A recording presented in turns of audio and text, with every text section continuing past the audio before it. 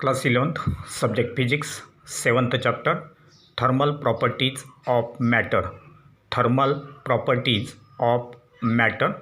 From this chapter, let us see what is heat equation.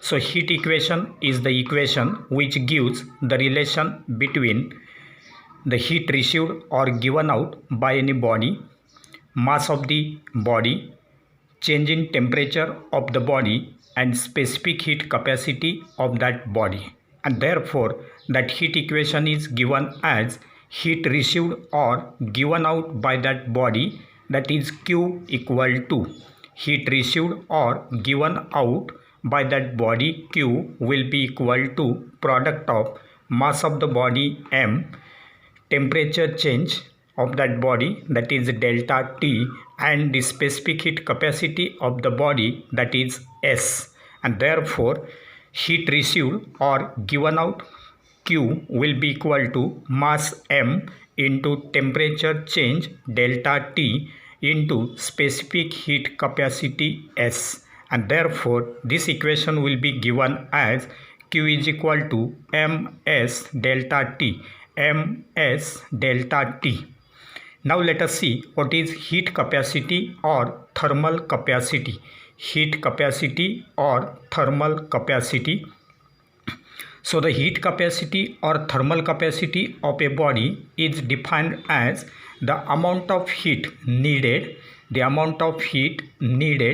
to raise or lower the temperature of the whole body through 1 degree Celsius or 1 Kelvin. The heat capacity or thermal capacity of a body is defined as the amount of heat needed to raise or lower the temperature of whole body through 1 degree Celsius or 1 Kelvin, and therefore this thermal capacity, that is thermal heat capacity, will be given as the product of mass, specific heat capacity, and change in temperature, which is equal to 1. Therefore mass into specific heat into 1, that is Q is equal to M into S, will represent heat capacity or thermal capacity. Heat capacity or thermal capacity. Now let us see the next term, what is calorimetry. What is calorimetry? So calorimetry is an experimental technique for quantitative measurement of the heat exchange. When there is exchange of heat, then there will be the measurement of, that is quantitative measurement of the heat exchange. Now that will be measured with the help of this experimental technique called as calorimetry, and therefore calorimetry is an experimental technique for measurement of, that is quantitative measurement of the heat exchange, and therefore for such measurement the device which is used is called as calorimeter. So such type of calorimeter will be used for the quantitative measurement of the heat exchange. So if you consider this calorimeter, it consists of a cylindrical vessel which is generally made up of copper or aluminum. Then it will be partly filled with water. Then in order to measure the temperature of the system, a thermometer will be inserted into it, and for stirring the water, a stirrer will be inserted in it. The sample A, whose specific heat capacity is to be determined, will be inserted into this calorimeter containing water. Then this vessel of the calorimeter, that is this calorimeter vessel, will be supported here inside this insulating jacket, generally which is made up of wooden material. Then the space between the calorimeter and insulating jacket is air insulated, or sometimes it will be filled with other insulating material such as cotton or wool. So if you consider such type of, then here there will be a lid, that is insulating lid will be there in order to close this insulating jacket, so that due to insulation provided between the calorimeter and this insulating jacket, there will be no transfer of heat energy between this calorimeter and its surrounding, so that heat will not enter into the calorimeter as well as it will not leave to its surrounding. And therefore, if you consider the construction of this calorimeter, then we can say that it consists of a cylindrical vessel made up of copper or aluminum and provided with a stirrer and a lid. Then a thermometer will be inserted into it. Then the calorimeter is well insulated to prohibit any transfer or exchange of heat into or out of the calorimeter. Then let us see its working. The sample A is heated and then it is quickly placed in the calorimeter containing water. So the sample A, whose specific heat capacity is to be determined, will be heated and it will be quickly inserted into this water contained in that calorimeter vessel. Then thermometer will be inserted as well as stirrer will be inserted, and this system will be closed with the help of this insulating lid, so that there will be no exchange of heat between calorimeter and its surrounding. Then the content is then stirred well.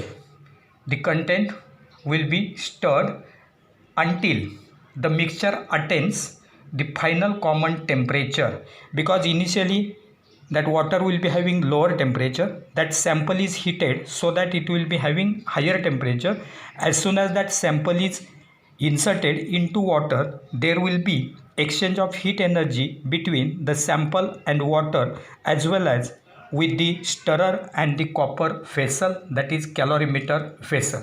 And therefore, after some time, after stirring that water, the system will attain a final common temperature, that is temperature of all sample, water, stirrer as well as calorimeter will be the same. That will be the final common temperature. Now the heat loss by the sample A will be gained by water, calorimeter as well as stirrer. So here we will consider that the heat which is given out by the sample A will be gained by water as well as calorimeter. Then the specific heat capacity of the sample A will be calculated from it, and for that purpose we need some of the quantities. So let these quantities as, let M1 represents mass of the sample A, so that sample A is having its mass equal to M1. Then M2 is the mass of the calorimeter and the stirrer. Mass of the calorimeter and stirrer is equal to M2. Then M3 represents mass of the water contained in the calorimeter. Mass of the water contained in the calorimeter is M3. Then let S1 be the specific heat capacity of sample A. For that substance, that is sample A, specific heat capacity is S1. S2 is the specific heat capacity. S2 is the specific heat capacity of calorimeter and stirrer. So for calorimeter and stirrer combination, the specific heat capacity will be S2. Then S3 represents the specific heat capacity of water. Specific heat capacity of water, that will be equal to S3. Similarly, T1 represents the initial temperature of the sample A. So as soon as that sample A is heated, its initial temperature is T1.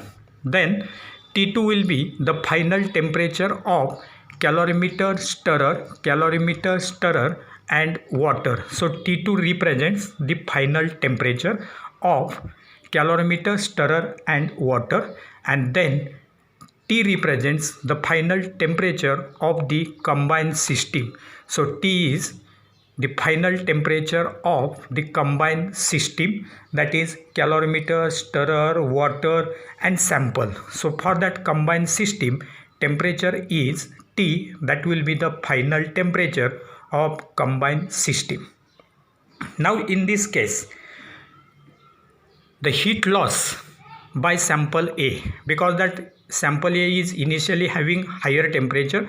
When it is inserted into water, at that time its heat energy will be given to water as well as calorimeter, and therefore heat loss by the sample A will be given as M1 S1 into T1 minus T. M1 S1 into T1 minus T. This will be the heat loss by that sample A. Now, from this heat gain by calorimeter and stirrer, the heat gain by the calorimeter and stirrer will be equal to M2S2 into T minus T2. M2S2 into T minus T2, that will be the heat gain by calorimeter and stirrer, as well as the heat gain by water. Heat gain by water will be given as M3S3 into T minus T2. M3S3 into T minus T2. Therefore, we know that heat loss by that sample A must be equal to heat gained by the calorimeter and stirrer as well as water, and therefore heat given out by the sample A will be equal to sum of the heat gained by calorimeter and stirrer and water, and therefore we can write M1 S1 into T1 minus T. M1 S1 into T1 minus T must be equal to M2 S2 into T minus T2. M2 S2 into T minus T2 plus M3 S3 into T minus T2. That is, heat loss, heat given out by the sample A is equal to heat gain by the calorimeter and stirrer plus heat gain by water. And therefore, rearranging the terms, we can write M1 S1 into T1 minus T. M1 S1 into T1 minus T will be equal to, from these two terms, T minus T2 is taken common, and therefore we can write M2 S2 plus M3 S3, M2 S2 plus M3 S3 into T minus T2, T minus T2. And from this, we can find the specific heat capacity of sample A, that is S1. So that S1 will be equal to M2 S2 plus M3 S3 into T minus T2 divided by this M1 into T1 minus T, that is M1 into T1 minus T. And therefore we can say that the specific heat capacity of sample A, that is S1, equal to M2S2 plus M3S3 into T minus T2 divided by M1 into T1 minus T. So this equation will give us the specific heat capacity of that sample A. Similarly, from this equation we can find the specific heat capacity of water, and therefore again from this equation we can write M3S3 into T minus T2. M3S3 into T minus T2 will be equal to, it will be equal to M1S1 into T1 minus T, M1S1 into T1 minus T, that is M1S1 T1 minus T, minus M2S2 into T minus T2, that is minus M2S2 into T minus T2. And therefore from this, the specific heat capacity of water, that is S3, will be given as M1S1 T1 minus T, M1S1 T1 minus T divided by this M3 into T minus T2, M3 into T minus T2, and then minus M2S2 T minus T2 divided by this M3 into T minus T2. T minus T2 will get cancelled with this, and we will get M2S2 divided by M3, M2S2 divided by M3, and therefore S3 is equal to M1 S1 into T1 minus T divided by M3 into T minus T2 minus M2 S2 upon M3. This equation will give us the specific heat capacity of water. So this will be all regarding calorimetry.